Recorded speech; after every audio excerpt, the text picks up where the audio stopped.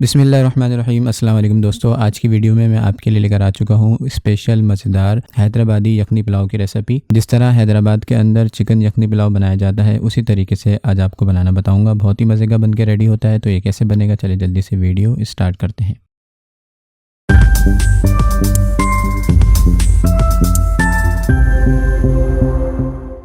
सबसे पहले मैंने यहाँ पर एक बड़ी कढ़ाई ले ली और 2 बड़े चमचे ऑयल शामिल कर दिया। ऑयल को गर्म होने देंगे। जब ऑयल गर्म हो जाएगा फिर इसमें हम मोटे मसाले ऐड करेंगे। 1 टेबल स्पून दालचीनी, एक बादियान का फूल, 1 टेबल स्पून साबुत ज़ीरा, 10 से 12 अदद लौंगे, एक बड़ी इलायची और 1 टेबल स्पून साबुत काली मिर्च और 2 अदद तेज़पत्ता।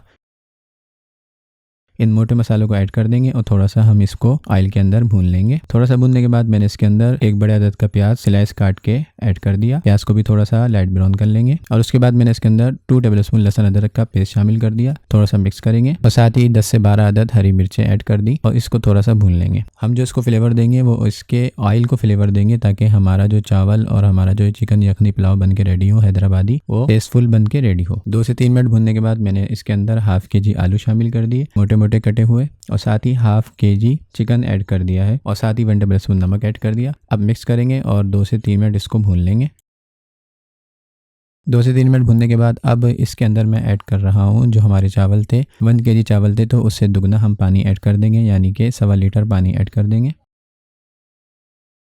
मिक्स करने के बाद थोड़ा सा मैं इसमें टेस्ट के लिए कड़ी पत्ता ऐड कर रहा हूँ। थोड़ा सा कड़ी पत्ता ऐड कर दें, साथ ही हाफ टेबल स्पून कुटी हुई लाल मिर्च और साथ ही 2 टेबल स्पून साबुत धनिया और 2 टेबल स्पून सौंफ थी जिसको मैंने दरदरा कूट लिया था वो ऐड कर दिया और साथ ही मैंने इसके अंदर आधी प्याली दही ऐड कर दी। अब मिक्स करेंगे और इसको ढक के रख देंगे 4 से 5 मिनट। उसमें हमारा जो चिकन होगा वो भी गल जाएगा, आलू भी थोड़े बहुत गल जाएंगे और साथ ही हमारे पानी के अंदर बॉयल भी आ जाएगा।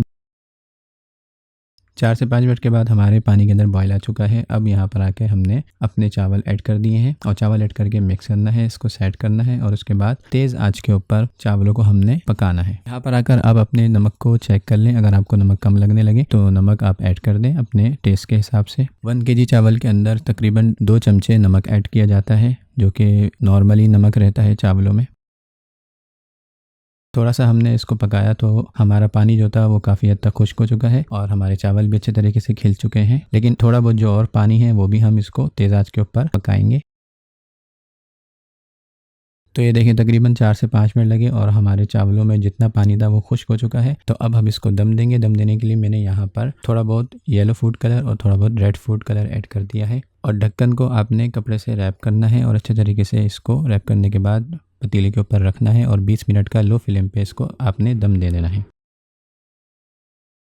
20 मिनट हो चुके हैं और हमारे चावल जो है वो अच्छे तरीके से रेडी हैं। तो अब मैं आपको इस चावल का फाइनल लुक दिखाता हूँ। तो ये देखिए हमारे चावल कितने अच्छे तरीके से खिले खिले हैं और कितनी ज़बरदस्त हमारे बन के रेडी हुए हैं। अब इसका लुक देख सकते हैं कितना ही जूसी हमारा हैदराबादी चिकन यखनी पुलाव बन के रेडी हुआ है। थोड़ा सा मिक्स कर लें और इसका दम निकाल लें। अब मैं आपको प्लेट में निकाल के दिखाता हूँ इसका फाइनल लुक किस तरीके से आया है।